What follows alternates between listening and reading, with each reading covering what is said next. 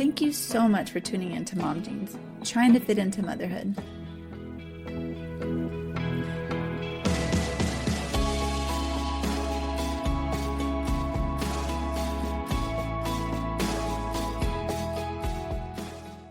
Welcome to Mom Jeans, the podcast.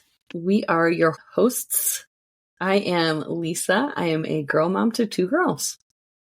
And I am Danielle. I'm a mom. I'm about to be a mom to 2 boys. I have one right now. Yes. And one in the oven. In the oven. In the oven. How far along are you now? Tomorrow I'll be 20 weeks.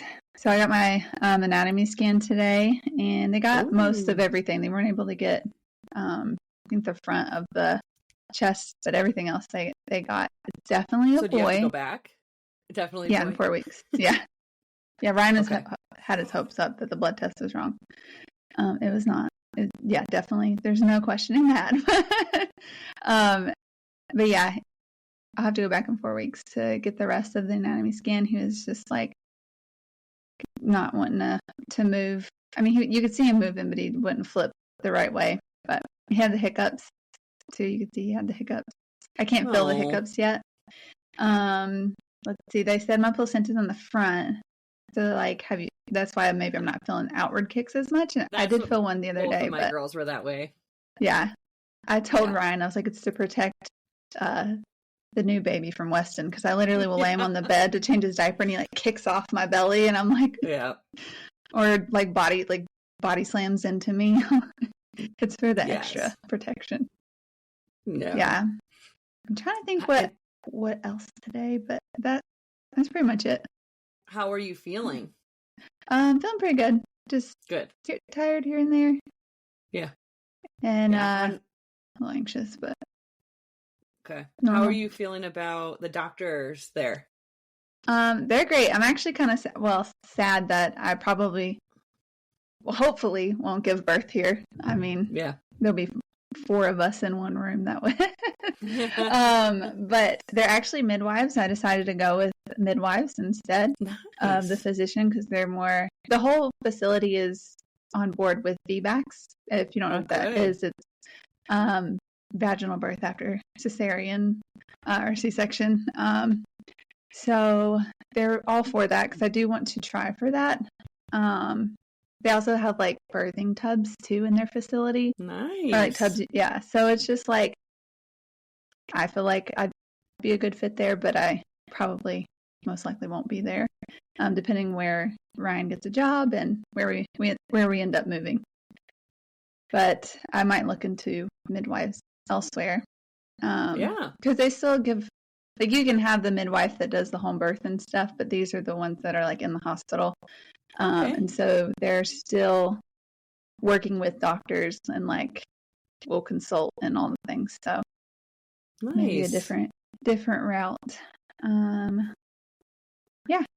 That's really interesting, because I was just watching a story, an Instagram story of Emily Oster's, and she was like, the number one thing I can tell you that you should do when you're going to give birth is to have a doula, which I consider not midwives the same, but they advocate for you and have plans with you, which I think is such a cool thing. And I still am like, man, a part of me really wishes that I would have known about doulas before giving birth, because I think like before giving birth to Hannah, because by the time, maybe I wouldn't have had a C-section if I had a doula. I don't know that. But then our doctor didn't allow VBAC. So I was like, there's no point of getting a doula when I'm just going to get a C-section again. So like, what's the point of that? But I did think that was really interesting. And I know some people here, like, I think all the people I know here had doulas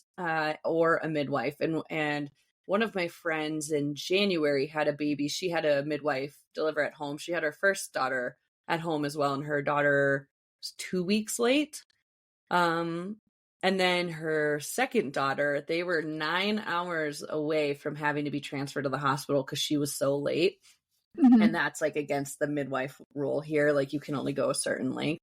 And she was like, man, I'm so glad I didn't have to end up going to the hospital and my baby came, because that was not what I envisioned for myself. And I was like, oh, it's interesting.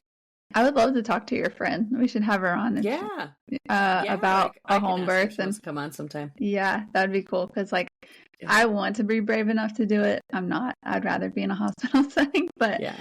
I also want to try to do as like at least, or my brain is not working today. I'm sorry, but the smallest amount of medical intervention that I can. The least Cool. amount. That's what I'm trying to say. If I That's can. good. We'll Yeah. see when we get there. Pain is just a different story, though. When you're in it, it's Yeah. just like, I don't know. I need all the pain meds. I need an epidural. Yeah. So we'll see. Yeah. It's just, It's I think that's awesome. Like, I think that's such a cool plan. I was going to say something else and then it totally slipped my mind. So maybe I'm rubbing off like on you. contagious. Yeah. Yeah. No, but I do remember the other thing I was going to say. So he's weighing in at 14 ounces, so almost a pound. And I think they said it was like the 98th or 99th percentile. Wow. So he's ahead of schedule. I'm like, great. I'm going to have a Bryce baby, which Bryce is my brother-in-law, who was almost like a 10-pound baby. So yeah. Ryan was normal. My husband was a normal size baby. Weston was a normal size. And so this one might have Bryce genes. I don't know. Big old baby, because he's weighing in big. So like for the normal amount. I think I looked at average is like 9 to 10 at 20 weeks. Oh boy. So, well, keep you updated on that. Yeah. Like maybe just hit a growth spurt. I was like, or maybe it's all the ice cream and sugar that I'm eating. No, I ate better of course with not. Weston. Of course not. You know, it's so funny. Like when we were thinking about what we were going to do for the podcast today, I was like, man, I have so many ideas for reels that I want to like keep putting up and all that stuff. But I was like, you know, it's kind of fun to talk about them on here too. And I was laughing because, so I was thinking about like people with a lot of kids, like 4 kids, whatever. And I was like, so Hannah today stayed home sick. And I was like, man, it's crazy. I only have 2 kids. And I like always have this worry, like, oh, they're going to get called home from school for whatever reason. They're sick or whatever. And I'm like, I can't even imagine having 4 kids. And then they get called home and I'm like trying to have my job. Like I didn't go to either of my jobs today. And it's like, it's so stressful when you have a lot of work to do. And I just give so much credit. And Brandon was out of town yesterday. So I did bedtime for both of them alone yesterday. And I was like, man, people who do this alone are incredible. Like that do it alone all the time. And there's never going to be somebody come in and back you up and all that kind of stuff. And it was like, oh man, they're amazing, amazing people, you know, like I love it. I mean, I love that I have a partner. I'm so lucky that I don't have to go through that. And I was thinking about this because I think it was last week, Friday, maybe Saturday. A girl from my high school passed away from cancer, and is leaving behind 2 young kids. I don't know for sure. Like I haven't kept up with her since high school, and I just started catching wind about her being really sick, like a couple of days before she passed. But her name was Hannah, and a big reason why we liked the name Hannah and I liked the name Hannah. Like I kept going through names and I'd be like, nope, that person was mean to me in high school. Nope, that person did not live the life I want my kid to live. You know, nope. And then we got to Hannah and I was like, oh my gosh, I loved the girl Hannah at my school that I was, you know, I was like not close friends with, but I was enough that we would like hang out on occasion and stuff like that. And she just like had the most infectious smile. She was the happiest person, like always laughing and just a great, great force. And I was talking to Brandon about it and I was like, I just can't even imagine that happening to him or vice versa. Like, what would you do?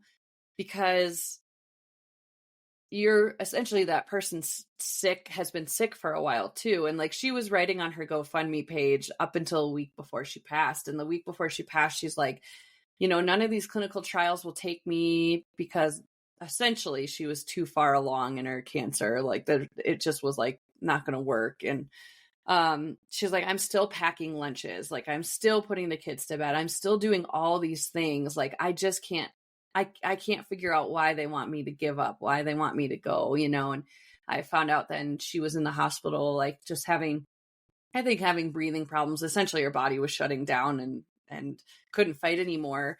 And it's like, she was just a week ago packing lunches, and then it just goes so fast. And I wonder if, she fought so hard, obviously, for the kids, but it's like, it just breaks my heart that her kids won't remember her. Like, they're so young. Yeah. And we're lucky we're in the day and age where you have videos, right, of your parents. But like, it just breaks my heart. And it really was like wrecking me for days. And I was like, I don't know what I would do. I don't know how I would handle that. Especially when you're the husband, now you have the 2 kids by yourself. You're in mourning. Right. And you have these 2 kids. Like, I just kept like crying, thinking about the kids asking for their mom. Like, why isn't mommy here? Why isn't mommy reading me the book tonight to go to bed? It's like, oh, that's so why does it have sad. to be like that? Right? Yeah, that's terrible. Yeah. I can't even imagine like what you do in that situation, or like, I don't know. I have morbid thoughts like that sometimes. Like, if I go, Weston will never remember me. Like, yes, all the time. Will he just be saying, "Mommy, mommy," and I never come? Like, that's terrible to think about that, but I don't know why my brain works that way. But no, yeah, I mean, I'm the same way, and I think about that like in the sense of like a partner or whoever's now the caretaker hearing that, and they're mourning and they're in a lot of pain.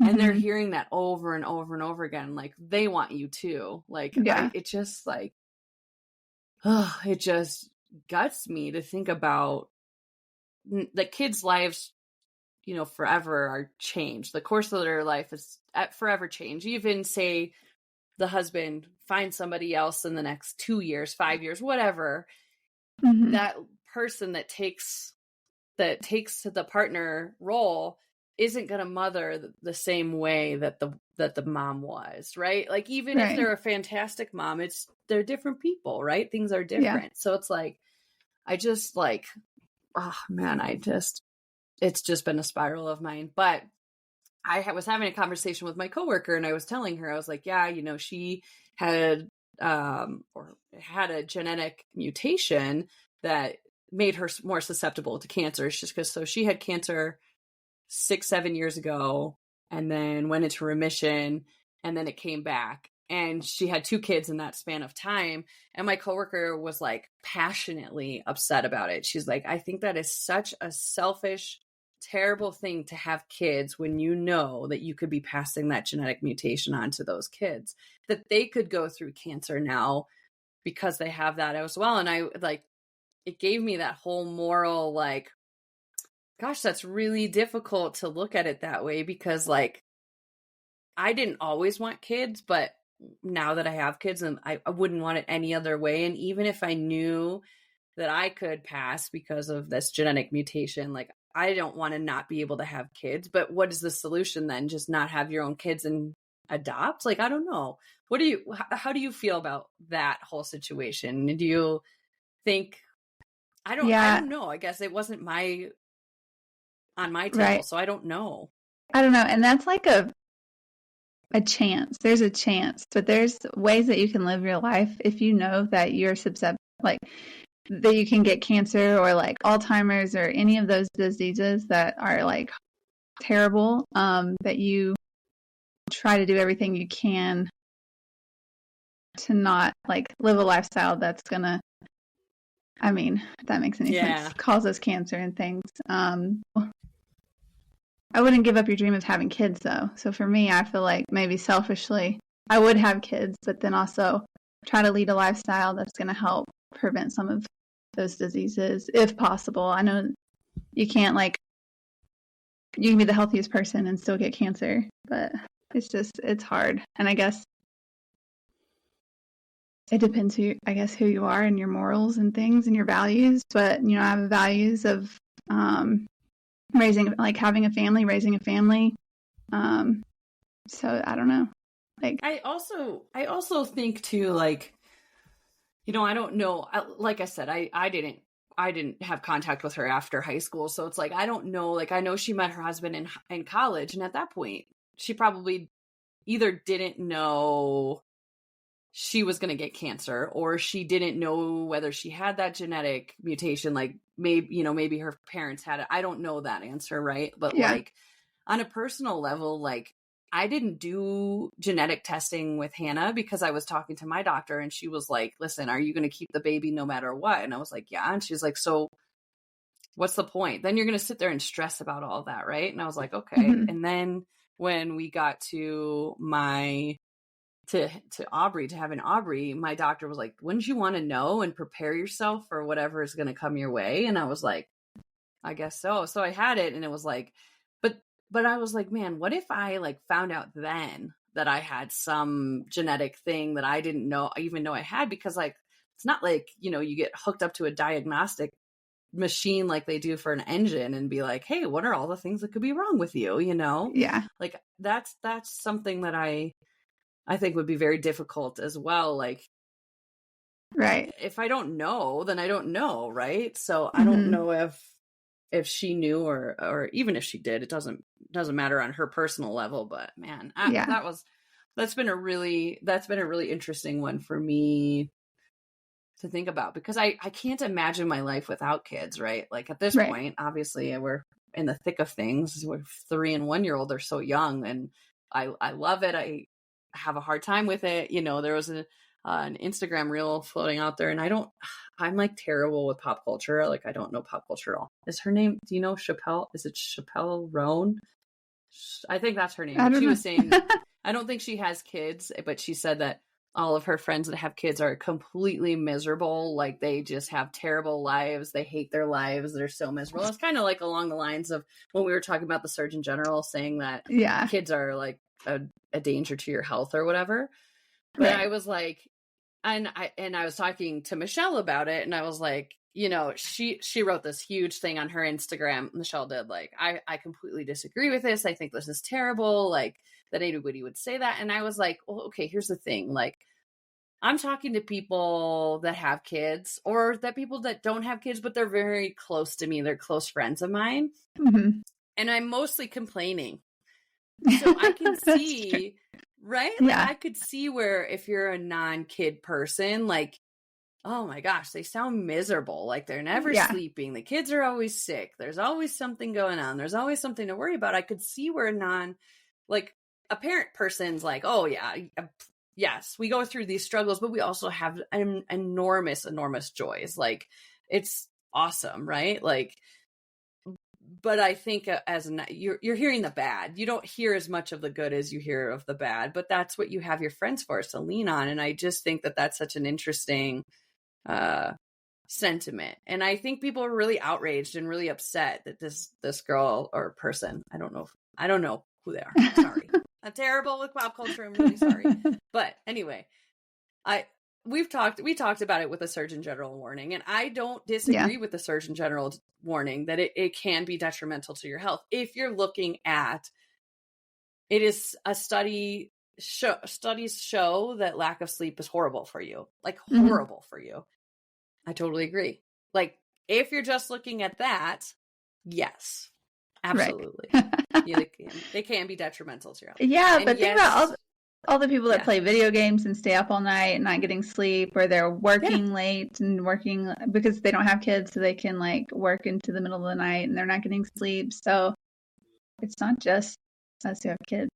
I mean, my mom has all the dogs upstairs, including mine, because we can't fit the dogs in our room right now. So I have 4 dogs up there that wake them up in the middle of the night. And she was like, I have to wake up like 2:30 or 3 and let the dogs out. Or my little dog and her little dog. And I was like, I wish I could sympathize with you, but I was up last night changing poopy diarrhea diapers, and feeding my son ice chips just to keep him hydrated. I do think I also saw an article today that said new study reveals potential health risk of marriage, and that adults over age 50 found that those who were widowed, divorced, or never married had a lower risk of developing dementia than their married counterparts. And I was like, I mean, because they have to remember everything on their own. They don't have someone else to tell them where their keys are. That's a great point. Because there was a podcast, I think I talked about it on this podcast previously, that like cab drivers in New York City are known to have less dementia because they like remember where they're going and they remember all the streets, and it's really good for your memory. And I'm like, well, I am in a lot of trouble because yeah, same thing. Like I'm trying now to like consciously be like, all right, every single day I'm putting my phone, wallet, and keys in the exact same spot instead of just like, oh, it's chaos. Like, oh, I'm going to just set them down wherever. Nope. I'm going to go first thing, go put them where I put them. And then I'm going to walk away because that is like one of the things that like Brandon's always looking for my wallet. And I'm like, yep, guilty. I'm actually getting a tile. I got a new wallet just to put a tile in it, like one of those GPSs, so that I can page it all the time. Because that's how bad I am with my wallet. Wow. It's so bad.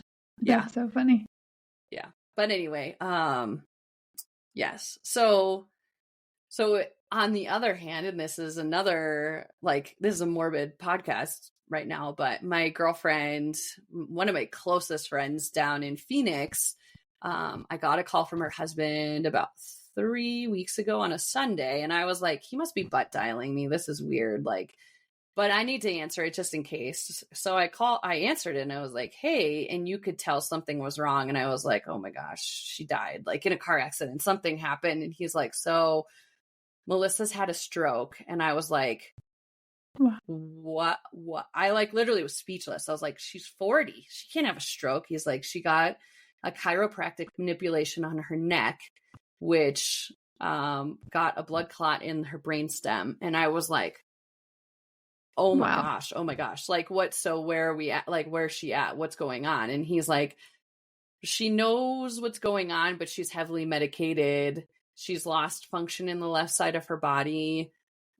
She is on a feeding tube because she can't eat, because she can't swallow, and she can't walk and all this stuff. And I'm like, I mean, they have a 4-year-old.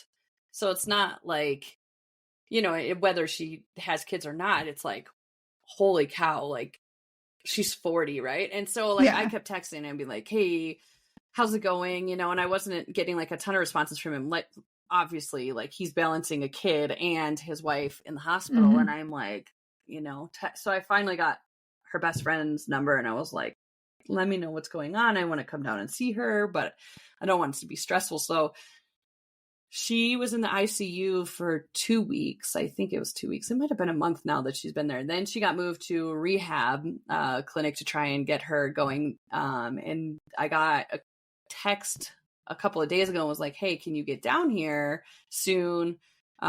She's doing better and she's going to get released home. And I was like, absolutely. So I'm going down there on Saturday. So 2 days from now. And I'm like so nervous of like seeing her and what state she's going to be in, because I like, you know, obviously she's like one of my closest friends. When I was single, she was married at the time. We would go out to drinks every single Wednesday when I lived down there. Like it was like I saw her all the time. She was my neighbor, like all this stuff. And I'm like, and her husband was texting me one day and he's like, I was asking him, I'm like, how are you doing? And he's like, you know, right now the hardest part is like she can't pick up our daughter. She can't dance with her. She can't do any of this stuff. And she's she's 4 years old.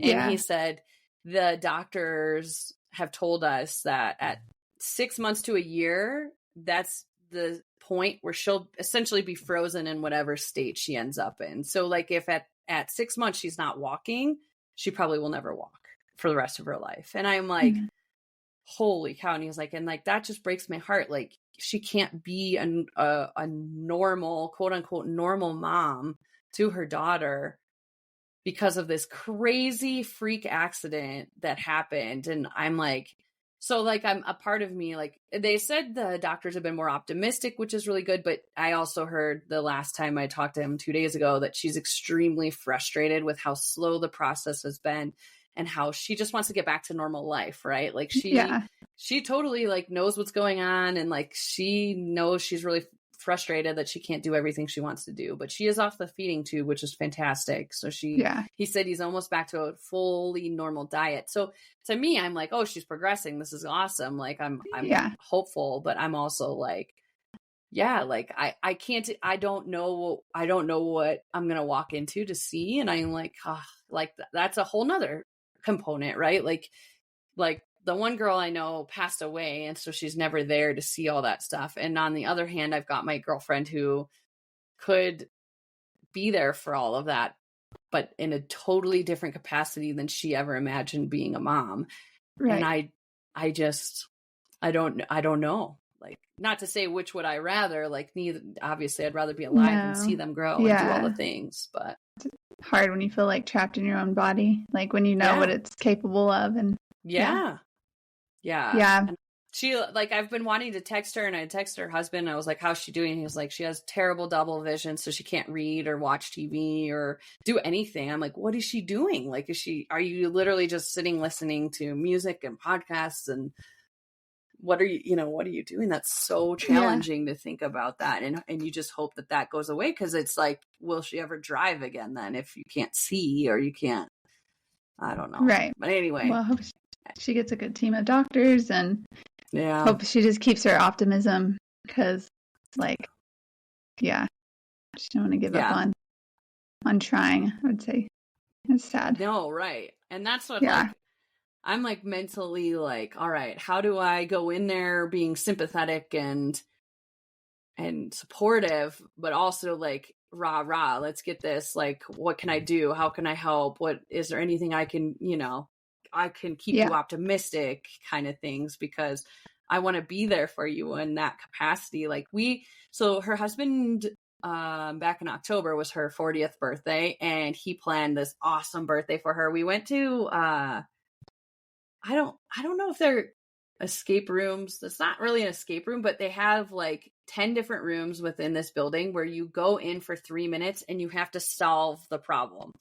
And each room is completely different than all the others. And it was a blast. And we were like running and jumping and doing all this stuff. And I'm like, I'm so thankful we had that opportunity if she's never able to do that again. But also like how awesome of a time to be able to do it again, and like to get all of that going. So I just, anyway, it's been a heavy last month of like, I don't feel old enough to be going through somebody dying my age, or somebody, I mean, obviously, like when I was in high school, we lost a few kids to like car accidents or motorcycle accidents or whatever. And it was horrible. It was awful. I dealt with death so horribly when I was a kid, because the first person that I knew that died, I was 6. It was my grandpa, and it was like devastating. And I think about it now, because I was 6. I don't remember a thing about him. Not one thing of him like live, other than what people tell us, right? Mm-hmm. But even still, like, I don't remember him at all. And it's just like, I just don't want it to be like that for people I know, or anybody, right? I don't want anybody to have to suffer and go through these things. So anyway. I feel that, and I worry about, like, when you see your parents getting older, and if you still have grandparents, like, they're definitely getting older. Yeah. And her grandma's almost 90, and it's just it's tough to watch. But death isn't easy. There was a girl I knew. We have mutual friends, and like there was a couple times that we're like in a group, but it's been years and years and years ago. But her and her husband just got I think she's had the baby in the last couple weeks.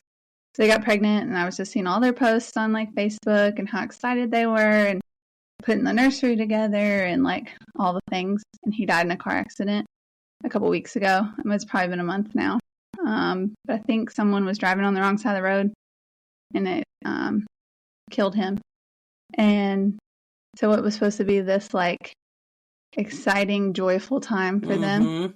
Like, I was like crying, and I don't know her like personally, like, I mean, except the 2 times that we've met, but I was just like crying, just like can't imagine being in the delivery room alone, or with, I mean, you might have your people there, but it's not who you were planning on being there with, and like now having to raise this baby by yourself, and them never knowing their parent. So I'm like teary-eyed thinking about it. Like, it's just devastating. And so, like, I don't want, like, can't imagine, don't want to be in that, scenario. And it's just heartbreaking. there was a part of me growing up that always felt like the nicest people, the best people were the ones who always got sick or bad things always happened to them for some reason.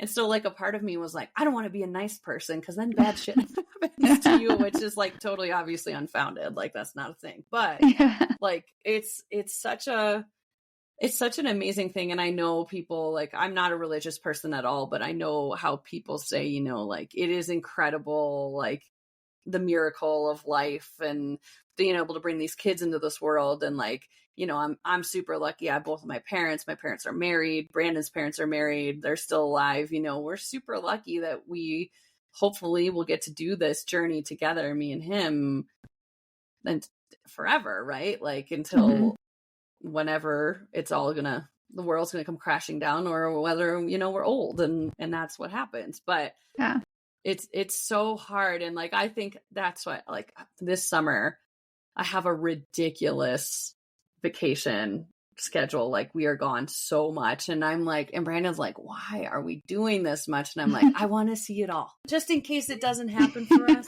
I want you to have all these memories. And he's like, I'm going to remember us sitting at the dinner table together, the four of us, and like how much fun we're having with the girls at the dinner table together right now, and like that stuff. And I'm like, I too will love that, but I also will love being on our vacations, you know. And it's like, I kind of think ever since I started traveling abroad, like that's kind of how my brain always was like, I want to see it all. I want to see the whole world and what's out there and what there is to offer. And, you know, when COVID happened, we were super lucky we lived where we did because they didn't really shut down. And so we were able to go around and do all these things and then shoot up to Utah and go camping and over to Colorado and go skiing because we could drive to all of these places, right? Like, and I love that. And I love being able to do those things and impart that lifestyle on my kids, that if I don't continue to exist in this world with them, at least I've instilled some values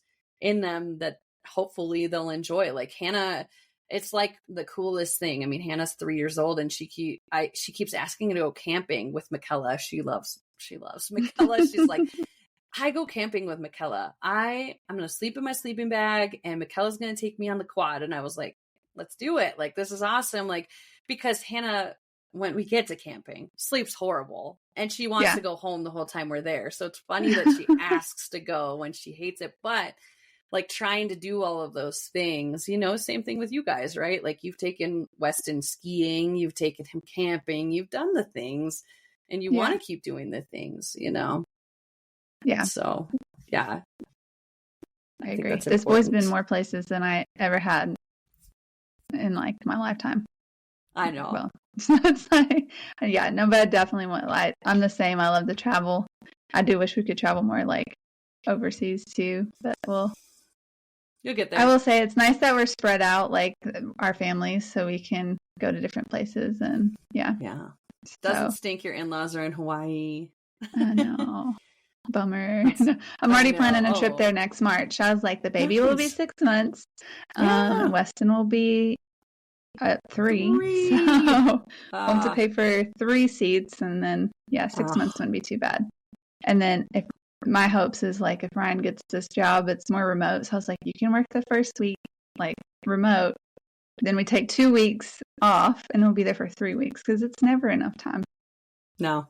So like you said, you let your brain run wild. Brandon went down on a work trip and it was 4 hours away. And the whole time I was like checking his location on the Find My iPhone thing. And I was like, oh my gosh, he stopped on the side of the road. Like, did something happen? Did he get pulled over? Is that iPhone just glitching? And he's like, yeah, no, we didn't stop there. And I was like, okay, like, you know, it faces up sometimes. Yeah. Oh, yeah. But I'm the same way too. Oh. Yeah. Yep. It's brutal. I know. I'm that person that's like, oh, I want to go with you. So if something happens, then I'm with you. I'm with you. I know. Yeah. I know. It's a terrible way to think. When my parents, I think, went on 2 or 3 vacations my entire childhood together, just the 2 of them. Not many, right?